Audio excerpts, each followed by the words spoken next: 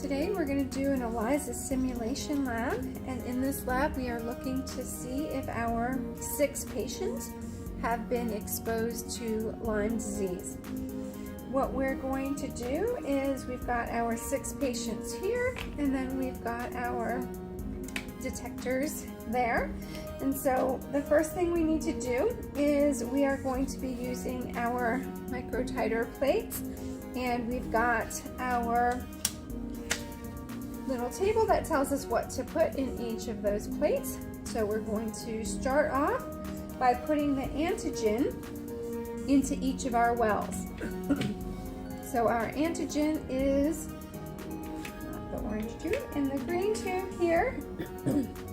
We are going to start with our antigen, and we need to pipette 50 microliters into each of the wells.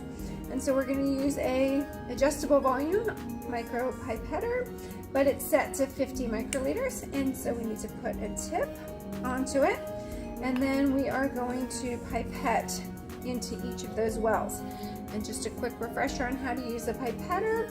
You've got a button on the top, and so when you push down onto it, that's the first stop. If you push even further, that's the second stop.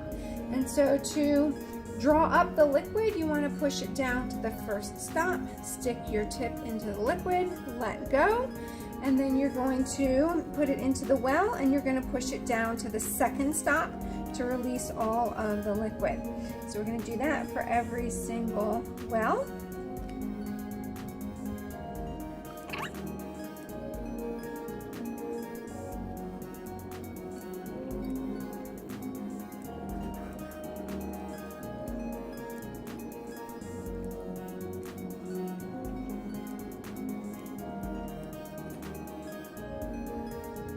And the wells are numbered so that you can keep track of where you're putting your liquid. And then to remove the tip from the micropipetter, you just push down on that little knob there, and we're done. So that's the first step, is our antigen, and now we need to wait for it to bind to the microtiter well plate, and that takes 5 minutes. So we're going to wait 5 minutes for that.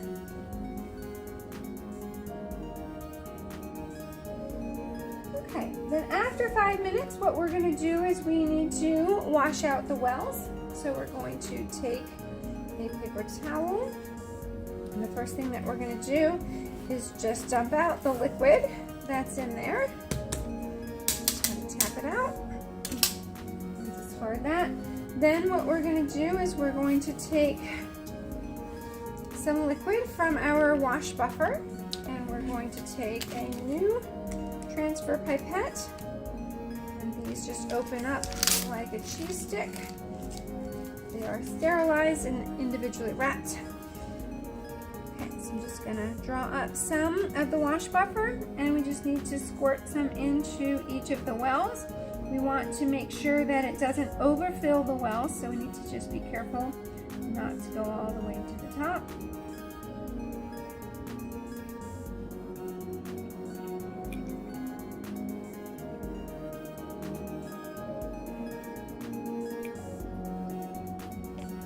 We're going to reuse that pipette for all of the transfers or all of the washes.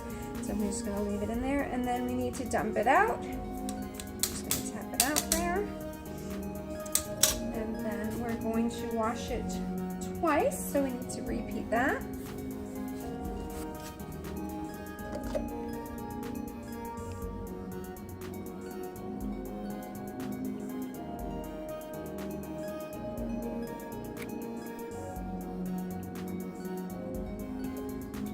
And then we're going to dump that out again, tap it, get that liquid out. Okay.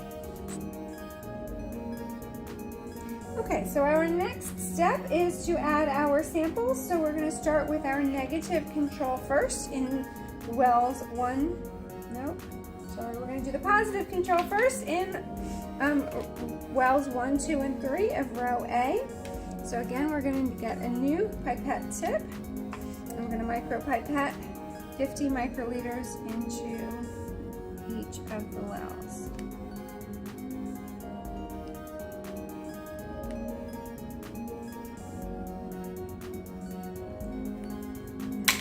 the tip. Okay, so that's our positive control. Then we're going to do our negative control in the next 3. So 4, 5, and 6.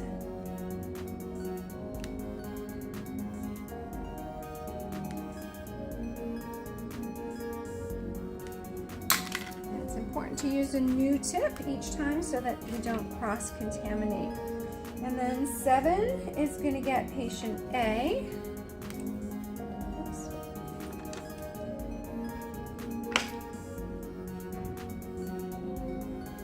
7, 8, and 9. 7, 8, and 9. Patient B is 10, 11, and 12.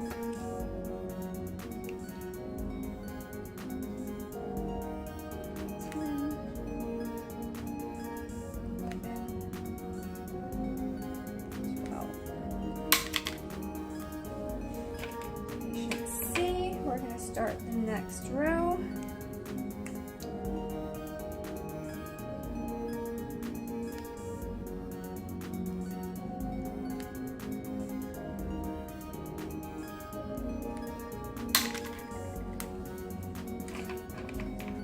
D, 4, 5, and 6 of row B.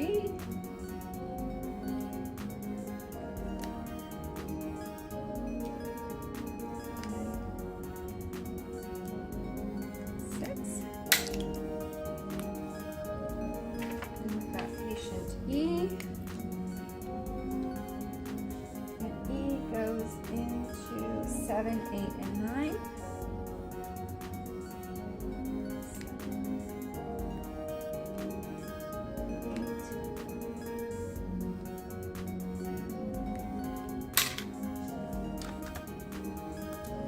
Finally, patient F.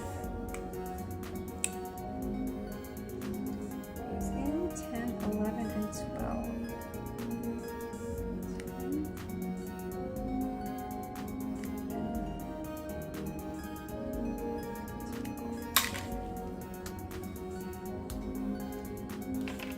Okay, and then we need to wait 5 minutes.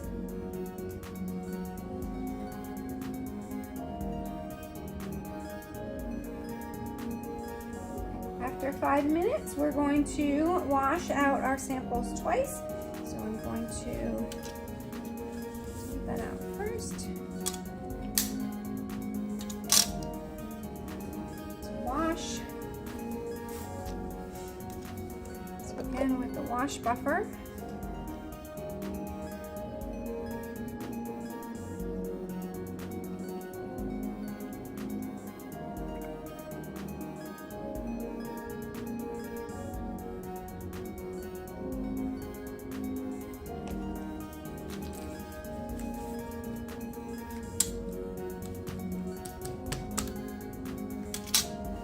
Wash it twice.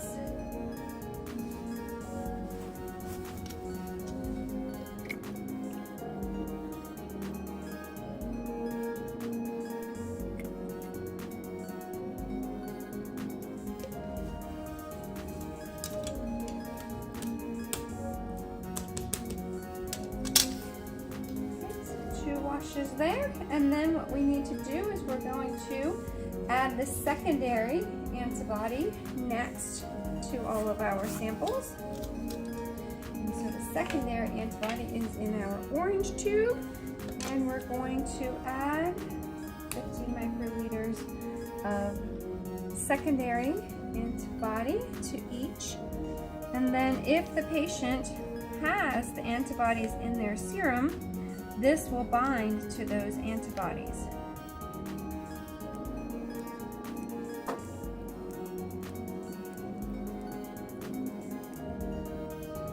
Again, they're numbered so we can keep track of those ones that we're squirting into.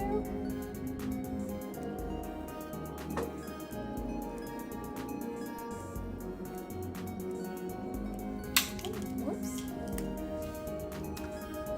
Okay, so our secondary antibody there, And we need to wait another 5 minutes for the antibodies to bind to the antibodies from the serum, or from the patient sample, I should say.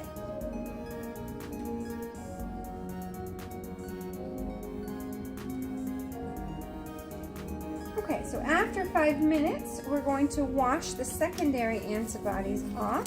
So I'm going to over, and we're going to use the wash buffer again.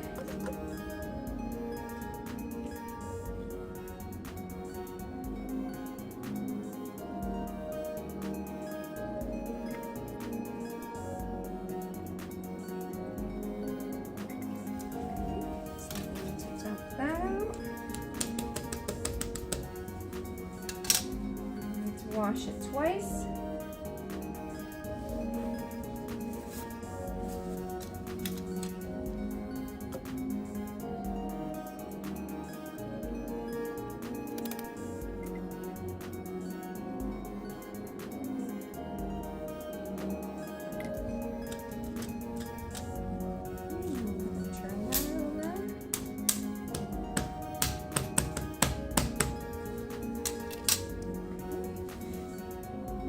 After the secondary antibody, we now need to, so we add the secondary antibody, we washed it.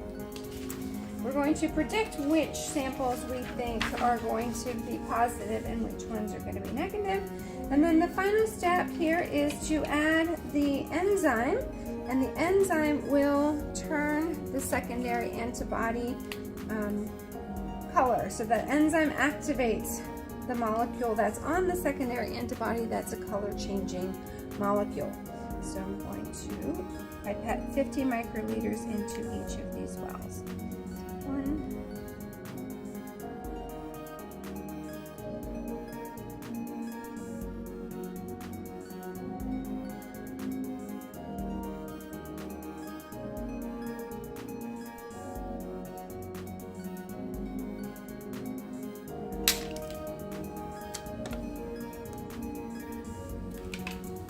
then we need to wait 5 minutes, and I'm going to put it on this white paper so it's easier to see. And so after 5 minutes, it should color change so that we can determine which samples are positive and which samples are negative. And you can kind of see our positive control is already changing a little bit blue, but it takes about 5 minutes before we can see the full color change. So we're going to wait 5 minutes and let it change color.